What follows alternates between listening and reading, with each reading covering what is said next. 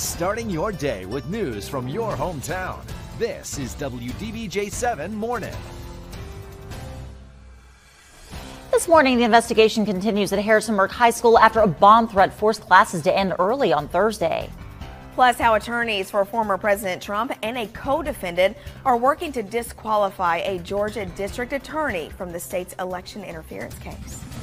Good morning, everybody. It's 4:30. It is finally Friday. We thank you so much for joining us. I'm Kimberly McBroom. And I'm Niecy Payne. All right, get excited. The weekend is here. We've had some, pretty good conditions yesterday. Warmed up really nicely. Yeah, I know. So what does the weekend have in store? Just got to check in with Leo. We do. He's going to help us make our plans. Good morning, Leo. Hey, good morning. Yeah, for the most part, the weekend is looking good. It's going to be late tonight, early tomorrow morning where we have that clipper system moving through. We'll get a burst of rain and or snow, depending on your location. Again, the system's quick moving and it really doesn't have that much moisture to work with. But you'll notice it as you head through the overnight hours, starting around 8, 9, 10 o'clock tonight and then ending around 3, 4, 5 o'clock tomorrow morning.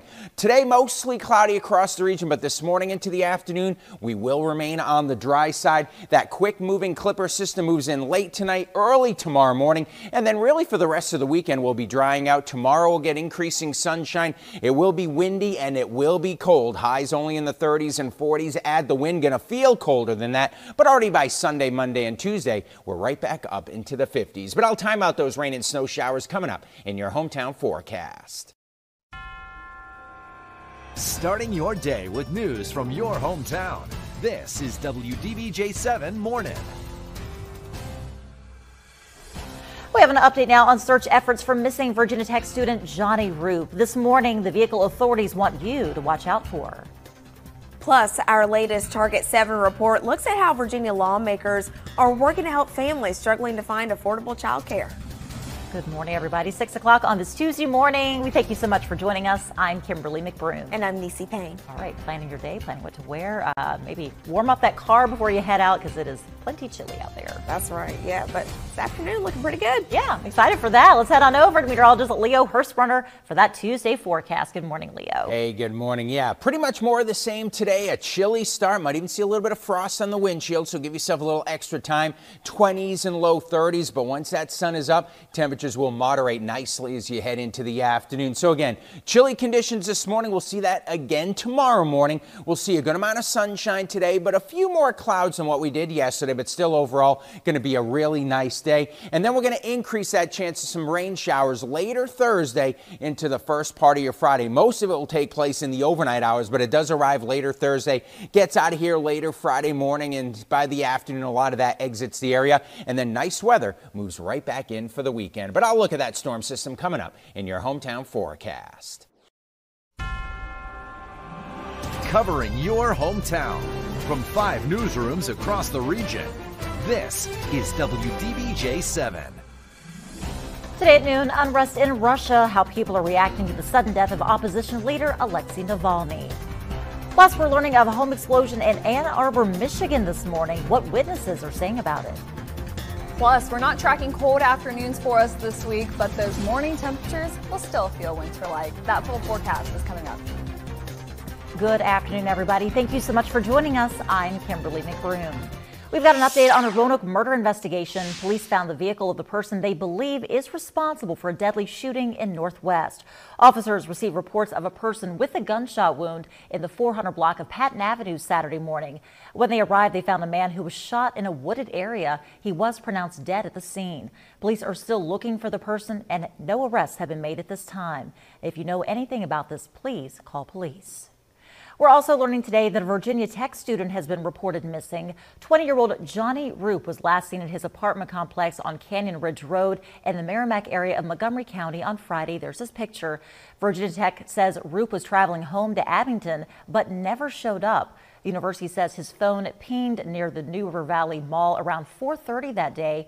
Anyone with information on his whereabouts is asked to contact the Montgomery County Sheriff's Office. That number is 540-328-4343.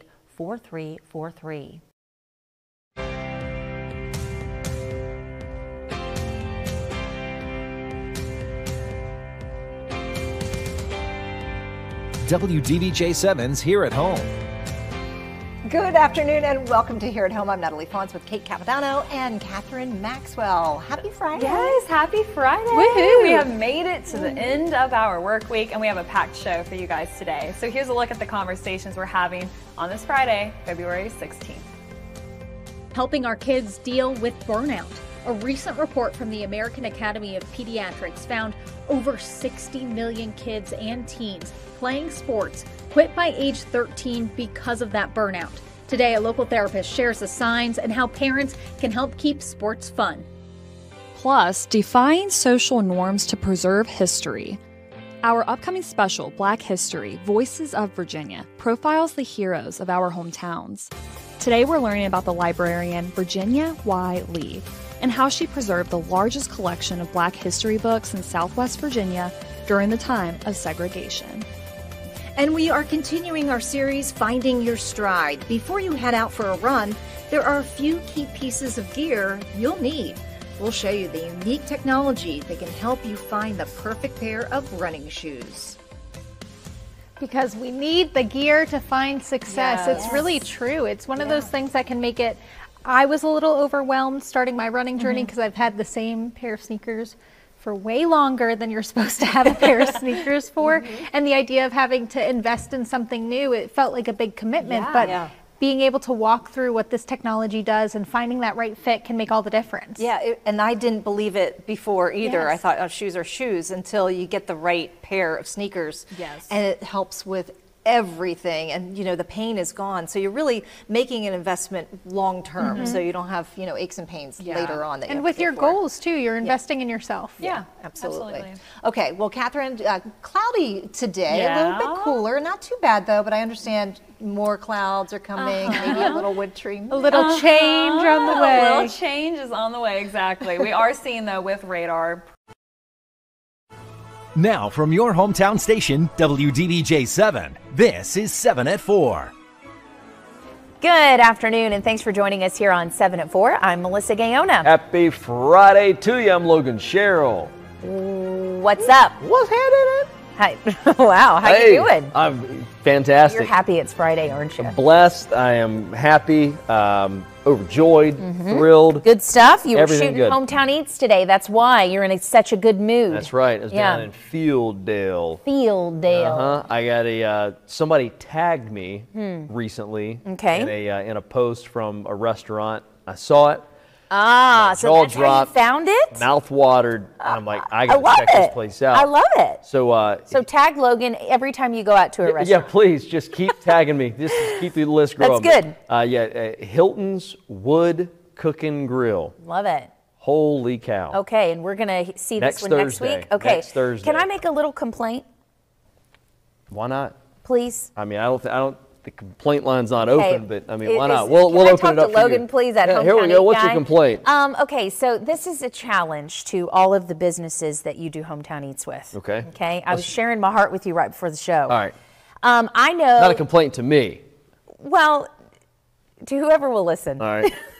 So, Do we got to lay a smack down? What are we no, doing? but here's the thing. It's like when you know Logan's coming and the cameras are coming for Hometown Eat, like you pull out the stops. Yeah. You know what I'm saying? Like you're going to pull out your best cups and plates and then Shine it up real right, nice. and make it look real good, and the nice mugs or whatever it is, and then when we show up as consumers, you know, we're getting styrofoam cups. It's like, what's going on here? But you know what I'm saying? Like, give us what The you royal give, treatment. Give us Roll out the red carpet. Give us what you give Logan. There you You know go. what I'm saying? That's all I'm saying is because I go because I'm like, oh, I want that. And then You go in there and then she comes back in here and she goes, you wouldn't believe how they treated me. I'm just Nobody's saying. done that. I just think, you know what you need to do? You need to come unannounced. Yeah.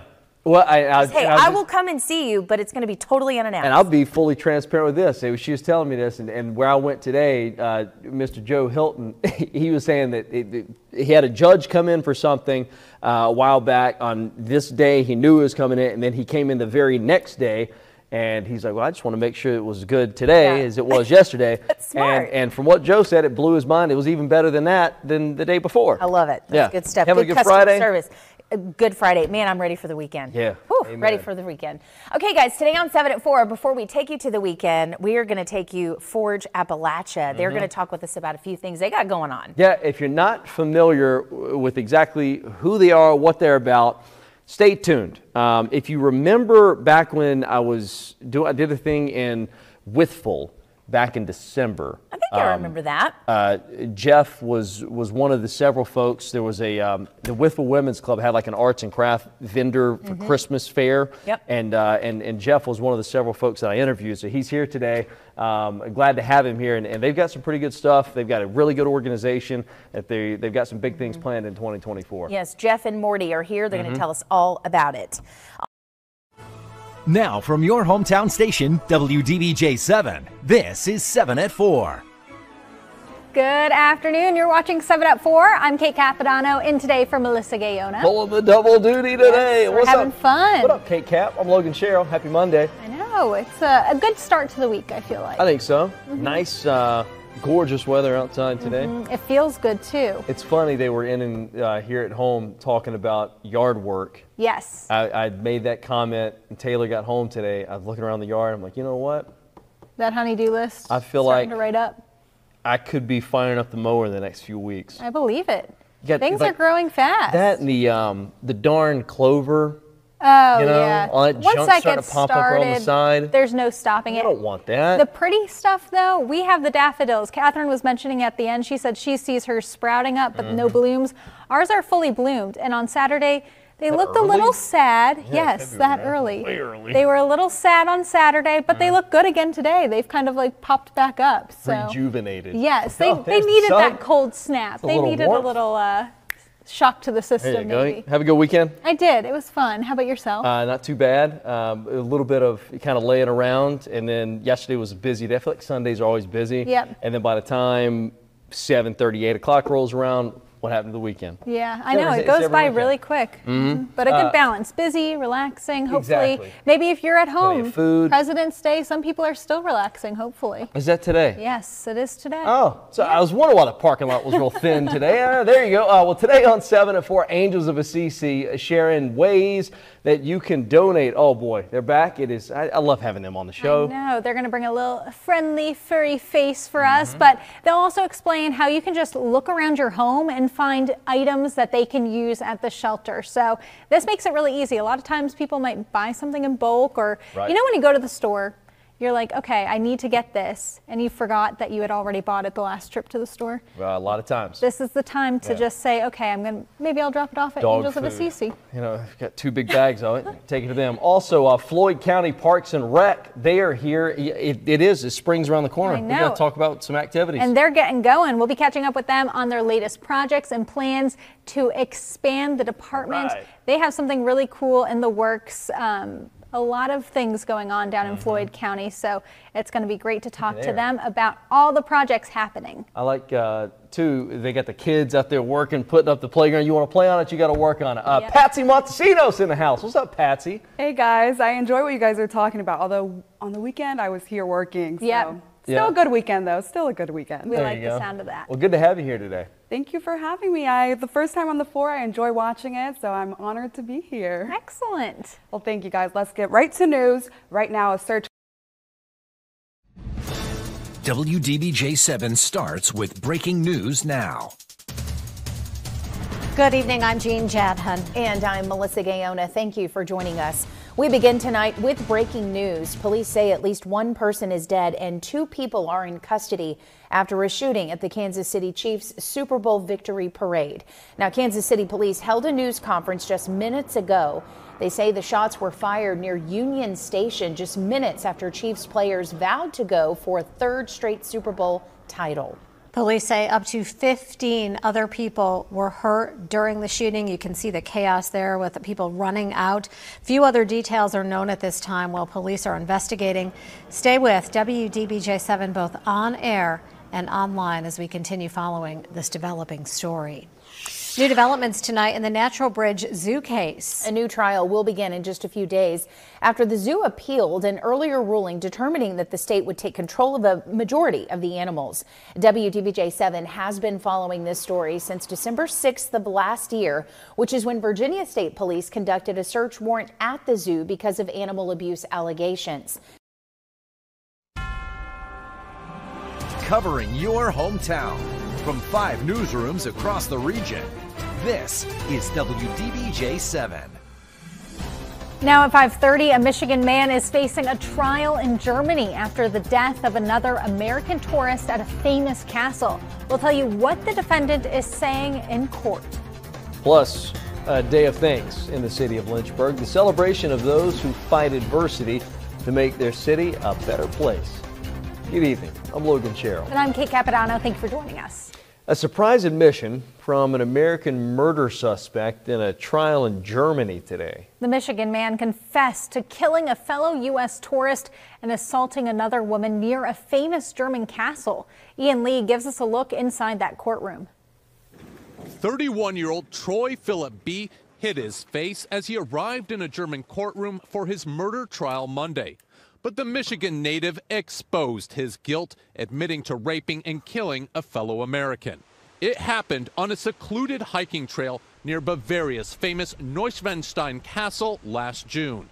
Lawyers for Troy B. say he acted spontaneously when he sexually assaulted a 21-year-old American tourist, pushing her down a steep slope, killing her. He also admits pushing the woman's 22-year-old friend down the same ravine. She survived. Hundreds of tourists were in the area, including Eric Abderi from New York, who filmed the rescue and arrest. And he just had a frown on his face. He didn't say anything. He had a sort of disturbed look. Thank you for watching the region's #1 newscast. Covering your hometown from 5 newsrooms across the region. This is WDBJ7. Now at 6, a life and death issue, a Target 7 story on overdose prevention in our schools. Plus, the latest on the Natural Bridge court case as a pretrial hearing was held this morning. You're definitely going to want to plan for a quick-moving clipper that could bring some rain and even some snow showers late this week. We have your first alert on what to expect. Good evening. I'm Natalie Fons. And I'm Jean Jadham. Thank you for joining us. We are following a developing story out of Kansas City, Missouri, where gunfire erupted after a Kansas City Chiefs victory rally. A press conference was held just a little while ago. Police say 1 person is dead, up to 15 others are hurt, 3 critically. You can see the chaos after that happened. This was near Union Station as the victory rally was wrapping up. Police say they have detained 2 suspects. Few other details are known at this time. Stay with us on air and online as more details become available. Fentanyl in our hometowns, it's something we've been reporting on now for years. In Virginia, nearly 80% of all overdose deaths in 2022 involved fentanyl. But there's growing concern about the drug reaching kids. Target 7 reporter Isabel Ladon joins us now in the studio. So Isabel, you've been looking into why fentanyl is spreading among youth and what is being done about it. Jean and Natalie, we've seen firsthand that even a trace of fentanyl can make you sick enough to end up in the hospital. That's what happened to several elementary students in Amherst County back in December. In part 1 of our Target 7 investigation, we look at the dangers fentanyl carries and how it can affect anyone. Starting your day with news from your hometown. This is WDBJ7 Saturday Morning. Now on WDBJ7 Saturday Morning, we have an update on the proposed new CTE Center in Roanoke County, what was approved to allow construction to move forward. And a battle in the state capitol for children's health care coverage, how an organization is working to improve conditions.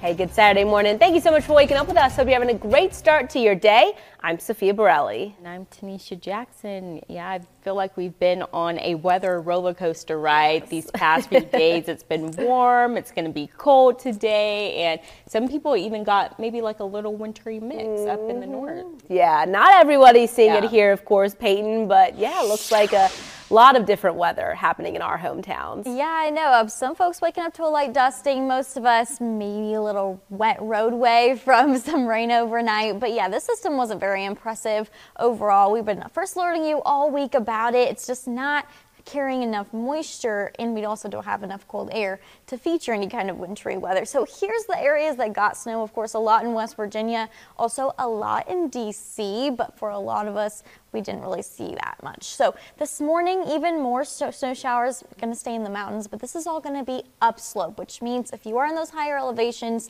maybe a light dusting more, but overall, most of it's going to be dry actually for the weekend. And I wanted to show you just how much snow is impacting part of the DC area and even into New York right now. Pennsylvania also getting a little bit of snow. So that's where all that moisture is kind of held just a little bit north of us. So current temperatures, a lot of us in the 20s and 30s, but I wanted to pull up the feels like temperatures about 5 to 10 degrees colder than what that thermometer is reading. That's all because of some gusty winds, and that's going to be the weather story today. We'll give you those details in just a few. All right, thank you, Peyton.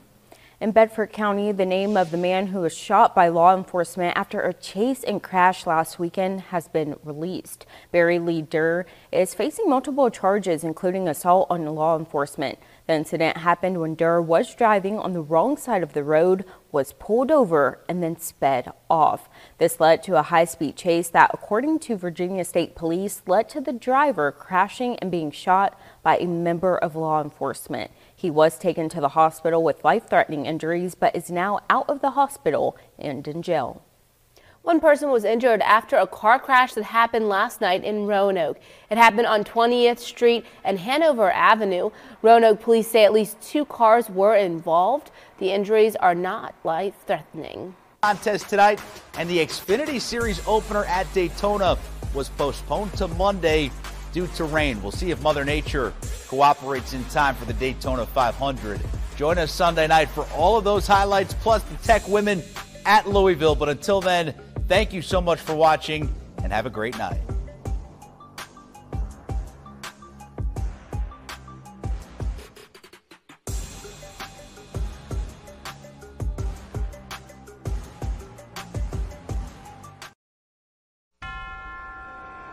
Starting your day with news from your hometown.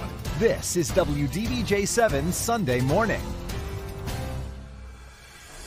Good Sunday morning, and thank you for joining us. I'm Tanisha Jackson. And I'm Sophia Borelli. Hope you're having a great start to your Sunday. It is definitely cold yesterday, blistery. You could really hear the wind, but looking like some better temperatures for today. Even this morning, I was like freezing. I was like, oh, I'm automatically putting on my beanie and my gloves. I see the jacket on. Yeah, you've got your blazer on. Yes. Peyton is, it's a little chilly this morning. Yes. Yeah. Peyton's also dressed for the weather, too. It's a blazer day. Yes, you missed the memo, Sophia. I know. Apparently, I missed the memo. That's right. No, really. I had to wear gloves to drive this morning because I didn't want to wait for my car to heat up. Yeah. It's just kind of one of those mornings, you know. But yeah, very, very chilly. Of course, it's we're in the 20s this morning. I'll show you our current temperatures. The teens for Poor Mountain, Blacksburg getting close to the teens. Hot Springs 10 degrees right now. With those added breezy conditions, it's definitely feeling 5 to 10 degrees colder than what you're seeing here. So a lot of us waking up feeling about 20 degrees this morning. So as you are heading out, definitely grab that puffy coat. I did mention yesterday, maybe it's been collecting dust the last couple of weeks, but you'll need it the next couple of mornings just because we're going to start that trend again with a very cold start to the day and then a warm afternoon. So I did also include sunglasses and a little hat because maybe a little bit later you're going to want that because guess what? It's going to be about 10 degrees warmer today than it was yesterday. So that's good news if it was a little too chilly for you. This is right around seasonable. So those breezy conditions, of course, continuing into today, but we are tracking some low end rain chances for the end of this week. We got a very, very long dry stretch and dry air is also overhead. So that's going to contribute to a few things that I'll mention in your full forecast. Okay, thank you, Peyton. Well, we are learning more this morning about a deadly house explosion in Sterling, Virginia. The Loudoun County Fire Department was investigating the smell of gas outside a home around 7:30 Friday night. An underground propane tank on the side of the property was leaking. Firefighters were inside the home when it exploded, and 45-year-old Trevor Brown was killed. 10 other first responders were hurt. 2 civilians were also injured and are expected to survive. The assistant chief says now is more important than ever to show support. It is, when I addressed a group of firefighters, I said this is the worst call that we can respond to, and this is a time where we need to support each other and hold each other up. Brown was married with 3 children and has been working at the department since 2016, and some of our own local firefighters are offering condolences to the family and the fire department. Many have changed their profile pictures on Facebook to what you're seeing on your screen right now. You can go to our website, WDBJ7.com, to see all the posts made in support of him and his loved ones. Covering your hometown from 5 newsrooms across the region, this is WDBJ7. Good evening, everyone. I'm Patsy Montesinos. Thank you so much for joining us. Tonight, we begin in Lynchburg, where police are searching for a man they said injured a woman this morning. It happened just after 9 a.m. in the 6200 block of Newport Drive. Officers found a woman with non-life-threatening injuries to her head.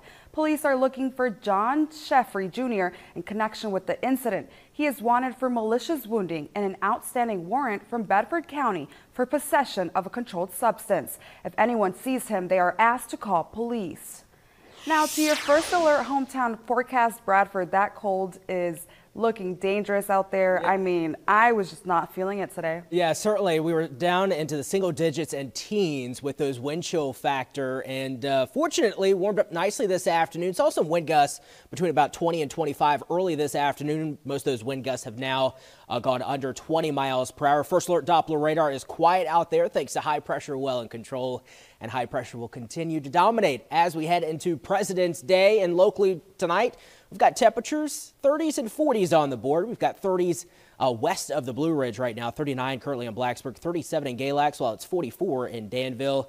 And you factor in a very light breeze right now. It feels like it's 44 in Roanoke, 39 in Blacksburg, and it feels like it's 40 down in Martinsville. We'll see those feels like readings plummet through the 30s tonight here in the Roanoke Valley, down into the 20s likely by early tomorrow morning, with just a light wind out there, with those wind chills likely into the low to mid 20s, maybe some upper teens in the higher elevations. A beautiful President's Day forecast on the way. We're already tracking our next weather maker. That full first alert forecast in just a few minutes. Patsy. Thank you, Bradford. The Taubman Museum of Art is highlighting Gainesboro's legacy. Today, an art display showcased the rich history of the neighborhood. WDBJ7's Lindsay Cook gives us a look into the exhibit of Gainesboro Road and beyond. Covering your hometown from 5 newsrooms across the region, this is WDBJ7. Now at 11, an exhibit is showcasing the rich history of one African-American community, the stories being told through art. Plus, lawmakers are putting together the state's budget, what they're focusing on as the biggest priorities. And after a bitterly cold start, temperatures rebounded nicely this afternoon. We'll give you the first alert to more spring-like air and the return of rain chances coming up. Good evening, everyone. I'm Patsy Montesinos. Thank you so much for joining us. 2 police officers and a paramedic were shot and killed in Minnesota today after an hours-long standoff with the gunman after a domestic abuse call. Jonah Kaplan shares what happened. An ambulance to stand by on the address, and I need 2 additional ambulances. The call for paramedics came shortly after 5 this morning. Minutes later, dispatch ordered everyone to stay back. Medics, please back off. Medics, back off and turn off lights. First responders rushed to the home in Burnsville, a suburb about 20 minutes outside Minneapolis. They were very tense. They say an armed man was barricaded inside along with his family. As police arrived, the man opened fire. Video shows at least 1 SWAT vehicle with its windshield nearly shattered by bullets. Several officers did return fire. I will note that this individual had several guns and large amounts of ammunition. 2 27-year-old officers from the Burnsville Police Department were struck and killed. A paramedic who rushed to the aid of one of them also died in the shootout. They know they have to give up their life sometime, and they do it anyways. State investigators confirmed the suspect died in the confrontation with police. However, family members in the home made it out safely. 7 children inside of the home from ages 15 to 2. It's a very troubling situation, and we're glad they aren't hurt as part of this. There was a third officer hit and struck by gunfire. He was rushed to the hospital too, but is expected to make a full recovery. Jonah Kaplan, CBS News, Burnsville, Minnesota. From your hometown station sports desk, here's WDBJ7's Anthony Romano. Well, heading into this Sunday, the 12th-ranked Virginia Tech women had beaten 3 other ranked teams during their active 8-game winning streak. Today, another top 25 matchup on the road against number 18 Louisville. Rematch of last year's ACC championship game. Tech came in a game and a half up on the Cardinals. Let's go first quarter. Liz Kitley dominating early. She fights for the layup to give Tech the lead. She had the first 3 Hokie buckets. Then with the quarter winding down, Georgia Amore puts one up at the buzzer. She does it every time. Tech led 20-13 after 1. Second quarter now. Watch this behind-the-back pass from Amore to Kayla King, who finds Matilda Eck. Hokies were red hot from downtown. It was 26-13, and then Amore put on a show. The signature dribble move right into a 3. Tech's lead grows to 29-15 now. And why not another? 2 defenders closing out, but it didn't matter. Hokies hit 6 threes in the second quarter alone. This one put them up 15. Late in the half, Karis Baker gets involved, adding one more. Tech was scoring at will, but this was big for the Cards. Right before halftime, Kiki Jefferson made back-to-back trays to cut the deficit.